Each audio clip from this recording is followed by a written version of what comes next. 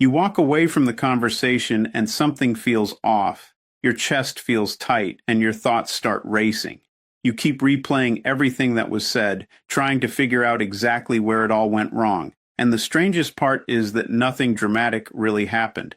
Nobody raised their voice, nobody threw anything. There was no clear moment you could point to and say, that was the attack. Yet somehow you still feel attacked. You feel smaller than you did an hour ago. Like someone quietly reached inside you and turned your volume down. That feeling has a name, and if you have ever experienced it, you are not crazy and you are definitely not alone.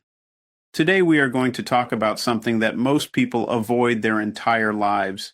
We are going to break down the mechanics of toxic behavior, not in a vague, feel-good way and not with a checklist of empty affirmations. We are going to dive into the real mechanics, the psychology, and the strategy behind it. Because here is the truth that nobody in your life wants to say out loud. Being kind to the wrong person is not a virtue, it is a vulnerability. And today we are going to correct that. Before we move forward, let me make something very clear. This is not about becoming cold. This is not about becoming cruel. This is not about turning yourself into the very thing you are trying to protect yourself from. What this is about is understanding, because you cannot defend yourself against a game you do not even realize you are playing. Let's begin at the start. Most people make the same mistake when they encounter a toxic person. They assume the other person operates the same way they do. They assume that if they explain their feelings clearly enough, the other person will understand and adjust.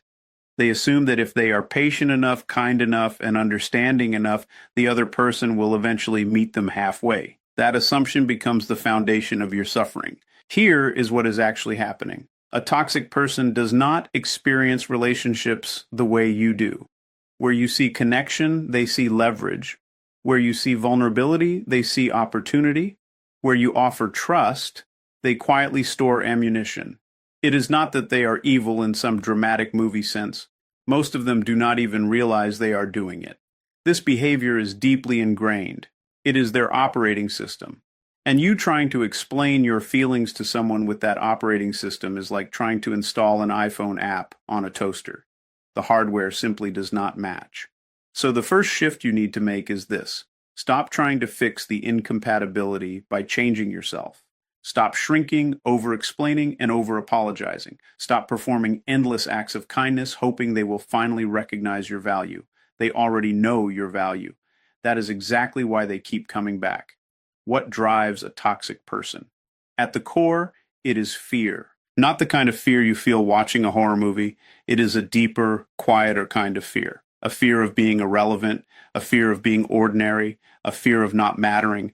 And the way they manage that fear is by making sure they matter to you, by making sure they have power over your emotions.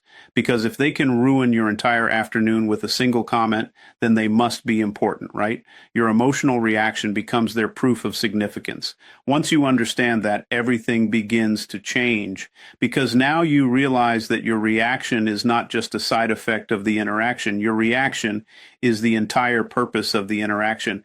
They are not trying to have a conversation. They are trying to extract a response. And when you stop providing that response, their entire strategy starts to fall apart. The most powerful thing you can do when dealing with a toxic person is also the hardest. You must become unreadable. Think about what a skilled poker player does.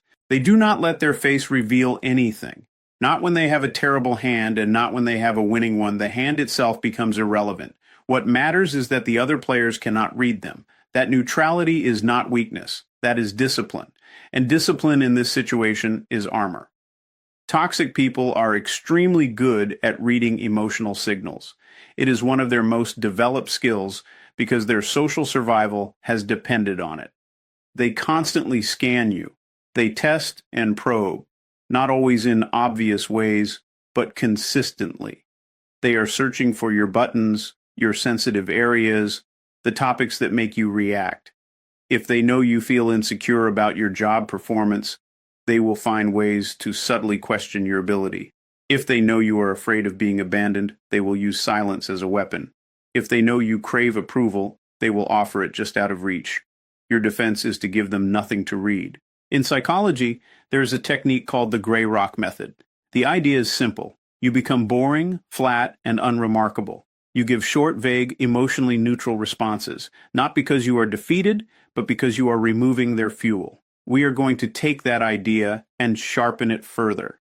When someone says something designed to provoke you, your instinct is to defend yourself. That instinct is completely human, but in this situation, it works against you. The moment you defend yourself, you confirm that the attack landed. You reveal your button, you hand them the map. Instead, try something different. When provoked, pause, take one slow breath, then respond with something neutral. Not angry, not sarcastic, just calm and flat. For example, imagine you are in a work meeting. A coworker named Jason makes a comment in front of everyone. He says something like, "Well, some of us have actually been here all week doing the real work." He is baiting you. He wants you to get flustered. He wants you to look defensive in front of others. The untrained response is to justify yourself, to say, "I was in client meetings all week, Jason. You know that." And now you look rattled. Now the conversation has shifted to you defending yourself instead of focusing on the actual agenda. The trained response is completely different. You look at Jason, you pause for a few seconds, which feels much longer than it actually is in a quiet room. Then you say calmly and without emotion, "Interesting point, Jason," and you turn back to the discussion and continue. That is it. What just happened? You denied him the reaction he was looking for.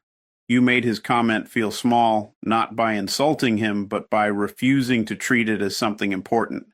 Everyone in the room felt that shift. He pushed, and you did not push back. You simply stepped aside, and he stumbled into the silence he created. That is not passivity. That is precision. The key is that you genuinely have to not care in that moment, or at least appear as if you do not. People can sense the difference between someone suppressing anger and someone who is truly unbothered. Work toward actually becoming unbothered, not just pretending. Here's something most people never think about. Every piece of personal information you share with a toxic person is a potential weapon they may use later. This is not paranoia. This is pattern recognition.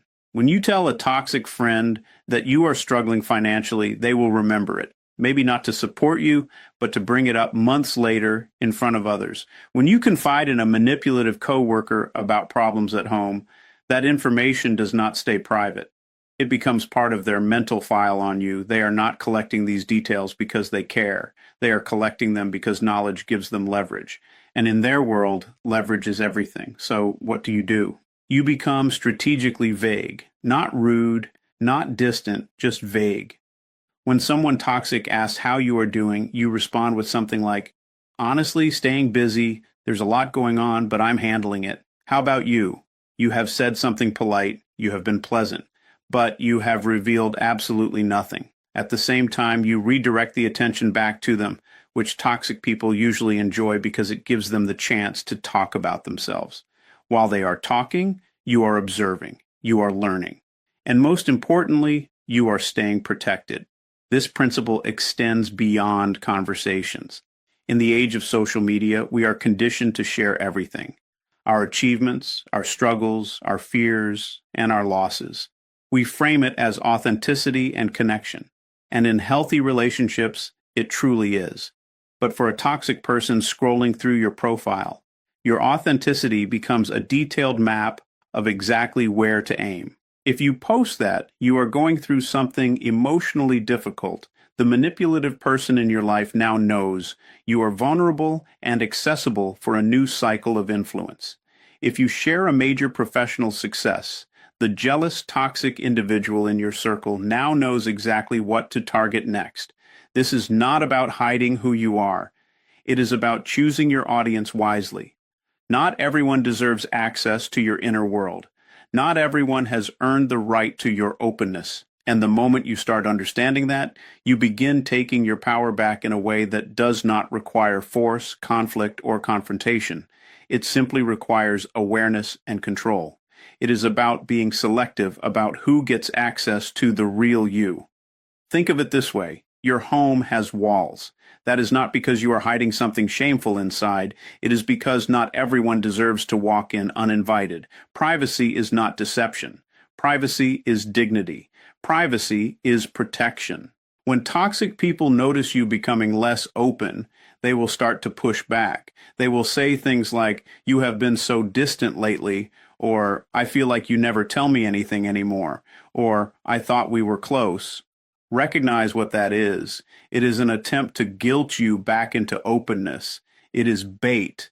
Do not take it. You can respond in a calm and warm way. Something like, "I have just had a lot on my plate. Tell me what is going on with you." Redirect the focus. Stay pleasant. Stay vague. You are not being dishonest. You are simply choosing what to share and with whom. That is wisdom, not deception. There is a technique in communication that may sound counterintuitive, but once you begin practicing it, it becomes one of your strongest tools. It is called fogging.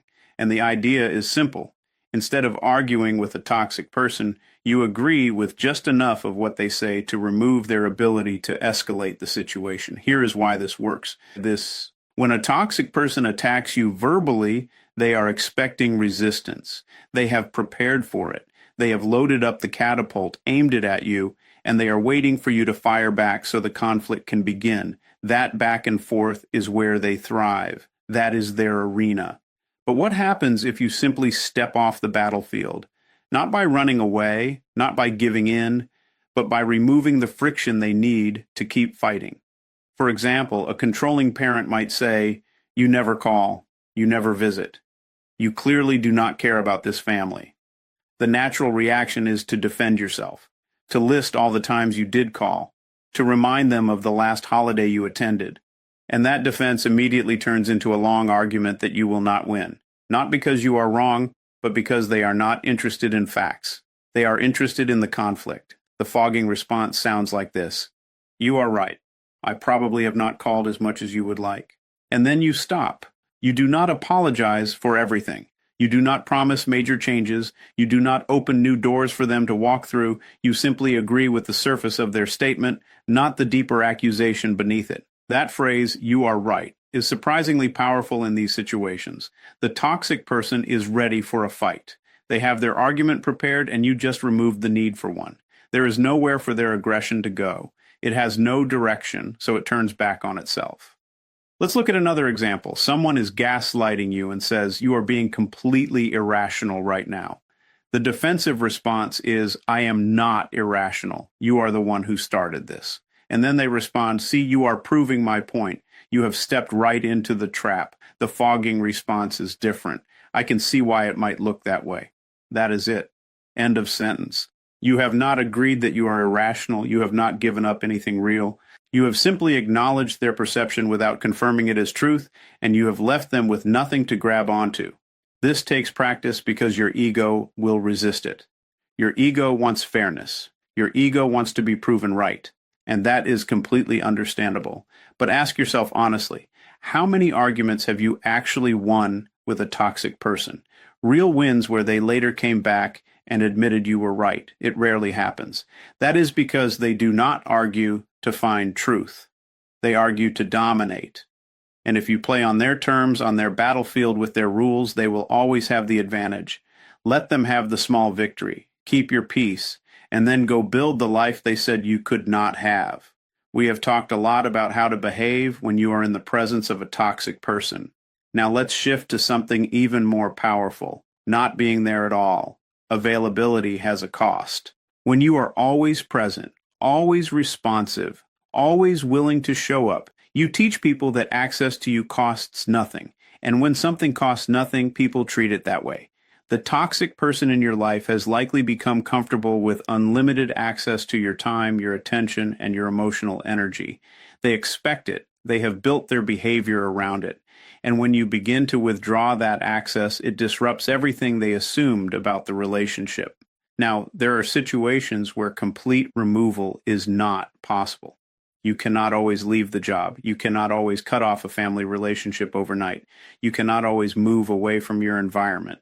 But you can always practice emotional distance. You can introduce scarcity, stop replying to every message immediately, stop answering every call on the first ring, stop attending every event out of obligation instead of genuine desire. These are not passive-aggressive moves. These are boundaries.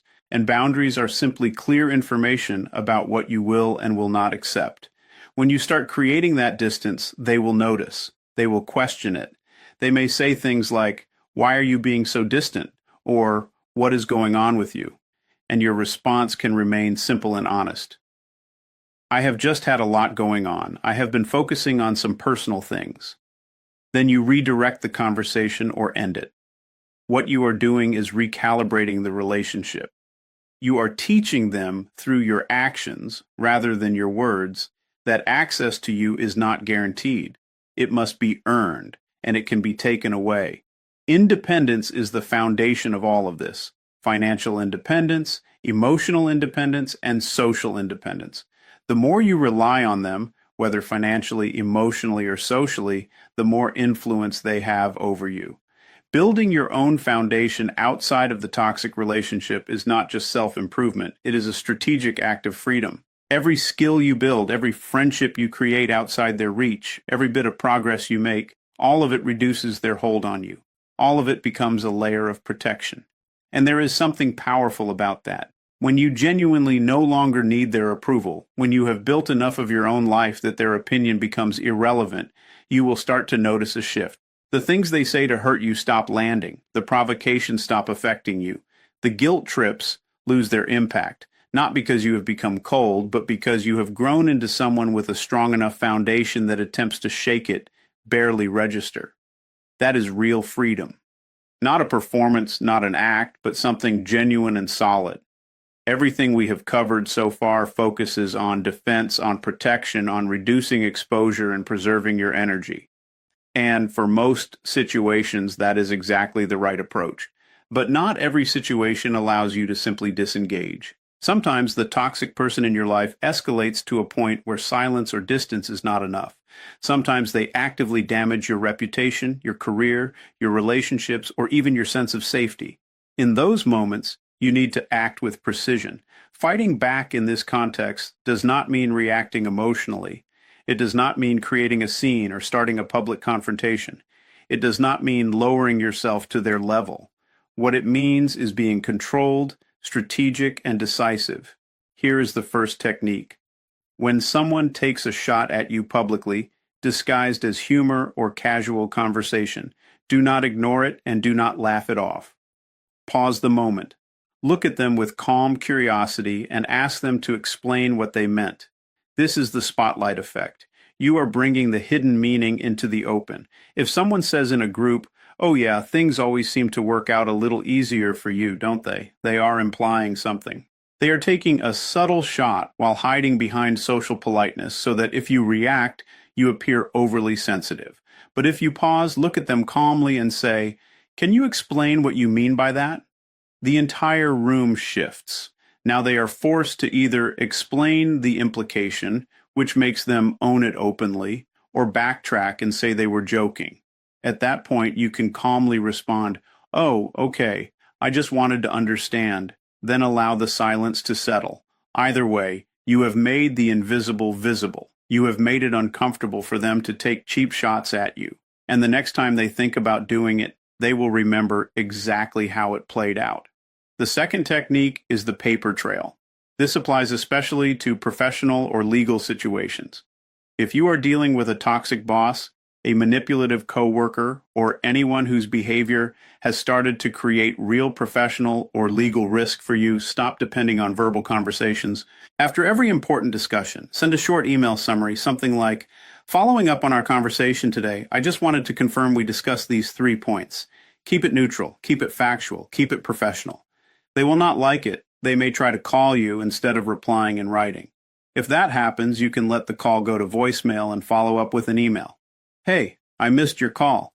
Feel free to send me an email with whatever you wanted to cover." This approach works for a reason. Toxic individuals often thrive in the fog of verbal communication, where nothing is documented, where they can later claim they said something different, where it becomes your word against theirs. The moment everything is written down, their advantage disappears. Your facts, your records, your documentation, those become your strongest tools in any formal dispute. One final note about pushing back. Whatever action you choose to take, Do it with clarity and commitment. Half measures tend to backfire. If you make a small move against a toxic person and then retreat, you have not weakened them. You have provoked them.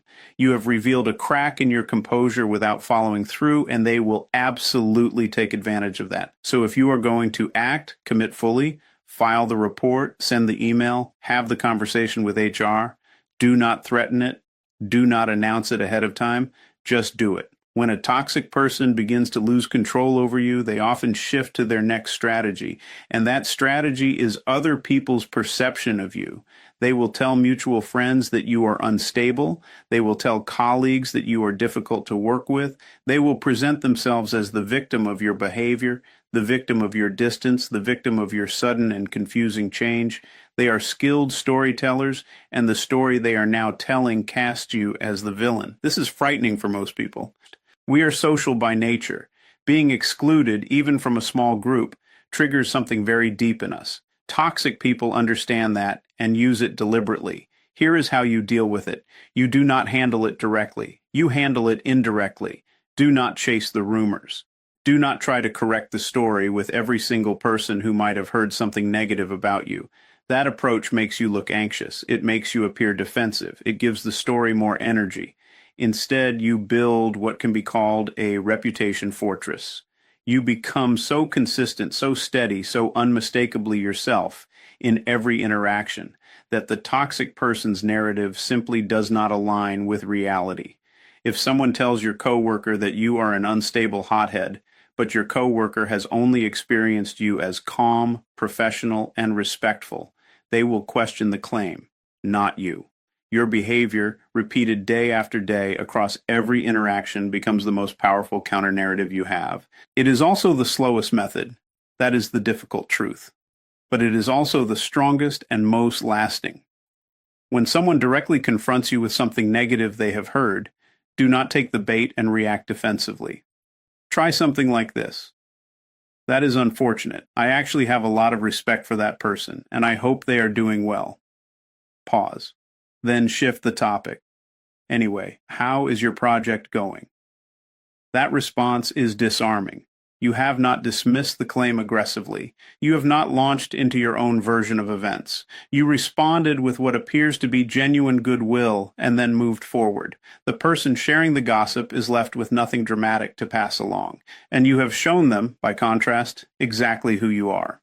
Over time, toxic individuals tend to reveal themselves. Their patterns become more obvious. The mask starts to slip. Their stories stop lining up. All you need to do is remain patient and continue being exactly who you are, consistently, calmly, and professionally. Let them dig their own hole. You are not responsible for pushing them into it. There are situations where no amount of strategy, no amount of boundaries, no amount of distance will be enough. There are relationships so deeply damaging that the only real solution is to leave them entirely. And when that moment comes, most people handle it incorrectly. They announce it, they write a long message, they have an emotional final conversation where they finally say everything they have been holding in for months or even years. They believe that conversation will bring closure, that if they can just make the other person understand the harm they caused, something will change. But here is the reality. A person who has spent years prioritizing control over connection is not going to have a sudden transformation because you delivered a powerful closing speech. They are not going to apologize in the way you need. They are not going to give you the acknowledgement you deserve. What they are far more likely to do is use that final conversation as another opportunity, another chance to manipulate, another chance to make you feel guilty, another chance to pull you back in with just enough believable emotion that you begin to question yourself again. The cleanest exit is a quiet one. When you have made your decision and you are certain of it, you simply begin to step back. You respond less. You engage less. You create space without drama. And then one day you stop. You block the number if necessary. You remove them from your social media. You redirect their emails. You change the routines that gave them access to you. You do not owe anyone a goodbye that gives them material to pull you back in. And yes, they will dislike the silence. They will find it frustrating. They will try to provoke a response through mutual connections or unexpected attempts to reach you. They need